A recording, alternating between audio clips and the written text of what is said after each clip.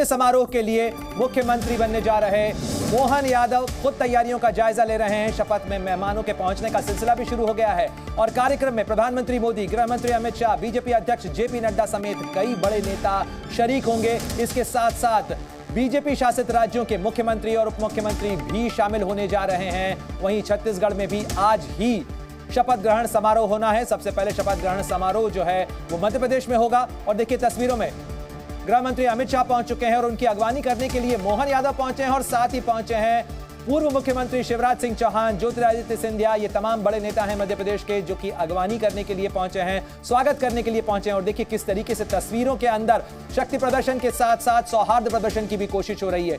ज्योतिरादित्य सिंधिया, शिवराज सिंह चौहान और नए मुख्यमंत्री बनने जा रहे मोहन यादव एक साथ तस्वीरों के अंदर नजर आ रहे हैं, एक दूसरे के हाथ में हाथ डाले नजर आ रहे हैं और ये संगठन की ताकत दिखाने की भी कोशिश है। बीजेपी का एक बड़ा शक्ति प्रदर्शन भोपाल और रायपुर के अंदर देखने को मिलेगा।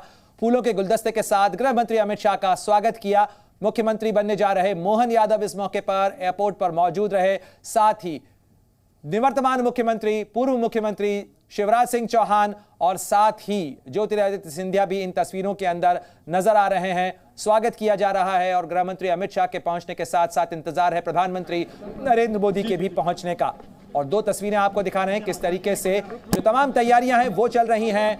जो बड़े नेता हैं उनके पहुंचने का सिलसिला भी शुरू हो गया है और देखिए मुख्यमंत्री उत्तर प्रदेश के योगी आदित्यनाथ और गृह मंत्री अमित शाह, इसके अलावा देवेंद्र फडणवीस को भी भोपाल पहुंचना है जो कि महाराष्ट्र के उप मुख्यमंत्री हैं। तमाम बड़े नेताओं के पहुंचने का सिलसिला है और देखिए ये वो तस्वीरें हैं जो आपको दिखा रहे हैं हम सीधे भोपाल से। मुख्यमंत्री योगी आदित्यनाथ, उत्तर प्रदेश के जो मुख्यमंत्री हैं वो पहुंचे हैं और साथ ही भोपाल पहुंच चुके हैं प्रधानमंत्री नरेंद्र मोदी भी। और देखिए मोहन यादव शपथ ग्रहण समारोह के में शामिल होने के लिए पहुंचे, प्रधानमंत्री मोदी की अगवानी के लिए वहां पर पहुंचे हैं और मोहन यादव के शपथ ग्रहण समारोह में प्रधानमंत्री मोदी होंगे, गृह मंत्री अमित शाह होंगे, बीजेपी अध्यक्ष जेपी नड्डा इस समारोह के अंदर शरीक होंगे और तमाम जो बड़े नेता हैं बीजेपी के वो इस मौके पर मौजूद रहेंगे। केंद्रीय मंत्रियों की भी मौजूदगी रहेगी और भोपाल के बाद ये जो बीजेपी के नेतृत्व का काफिला है वो रायपुर जाएगा। शाम 4 बजे रायपुर में भी शपथ ग्रहण समारोह होना है।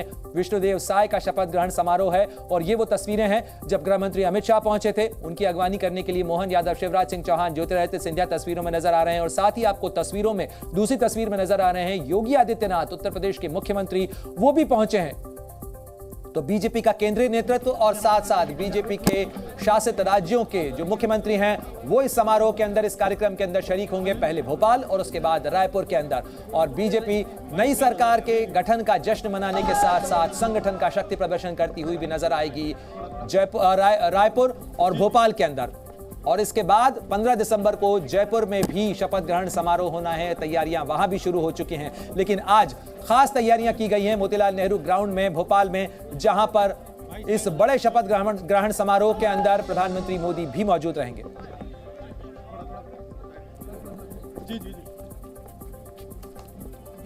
और देखिए किस तरीके से ये शक्ति प्रदर्शन संगठन का होने जा रहा है, आपको तस्वीरों में दिखा देते हैं और ये नाम भी आपको बता देते हैं। प्रधानमंत्री मोदी खुद मौजूद रहेंगे, साथ ही बीजेपी के अध्यक्ष जेपी नड्डा मौजूद रहेंगे, गृह मंत्री अमित शाह इस कार्यक्रम के अंदर शामिल होंगे। इसके साथ साथ तस्वीरों में हमने आपको बताया कि किस तरीके से उत्तर प्रदेश के मुख्यमंत्री योगी आदित्यनाथ भी पहुंच चुके हैं, साथ ही महाराष्ट्र के उप मुख्यमंत्री और असम के मुख्यमंत्री हेमंत बिस्वा शर्मा वो भी मौजूद रहेंगे। देवेंद्र फडणवीस जो कि महाराष्ट्र के उप मुख्यमंत्री हैं वो भी मौजूद रहेंगे।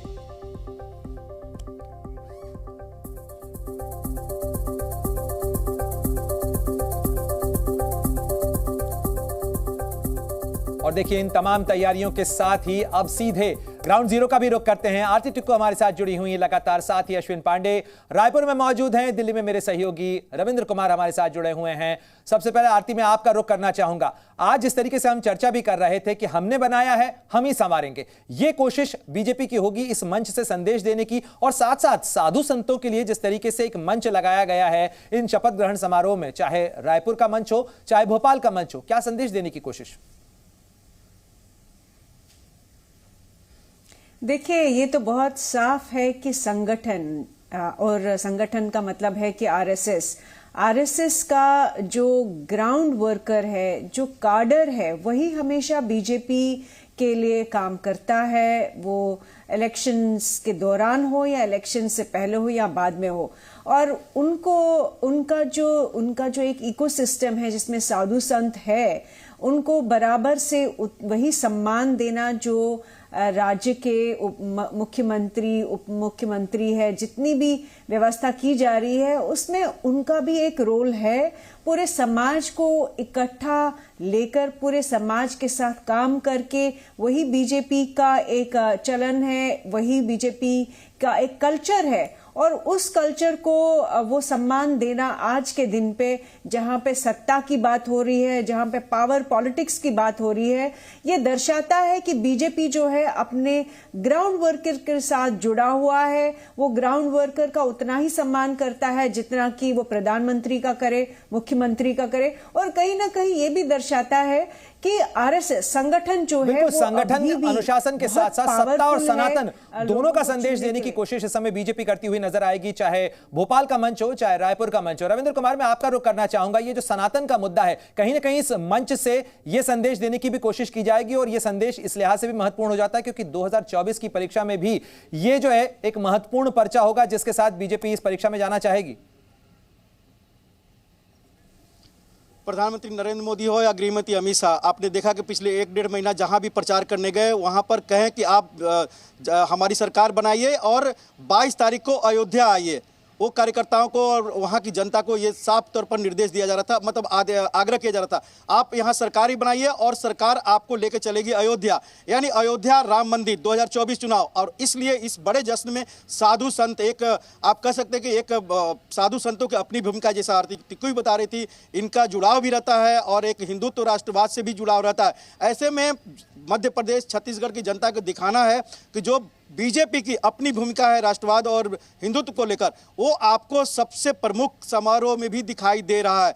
और प्रणा, एक बात और जो लगातार चल रहा है कि पीढ़ी बदलाव, आपको एक बस जल्दबाजी में जल्दी से बता दें कि 2003-2 के आसपास राम प्रकाश गुप्ता उत्तर प्रदेश में मुख्यमंत्री बनाए गए थे, नित्यानंद स्वामी उत्तराखंड में बनाए गए थे, और गुजरात में नरेंद्र मोदी। ये भी उस समय शिफ्टिंग हुआ था। हालांकि राम प्रकाश गुप्ता और नित्यानंद स्वामी बहुत लंबी पारी नहीं खेल पाए, लेकिन नरेंद्र मोदी लंबी पारी खेले। ऐसे में तीनों राज्यों में जो नई पीढ़ी को दिया गया है, ये देखने वाली बात होगी कि इनमें से कौन लंबी पारी खेल पाता है और कौन।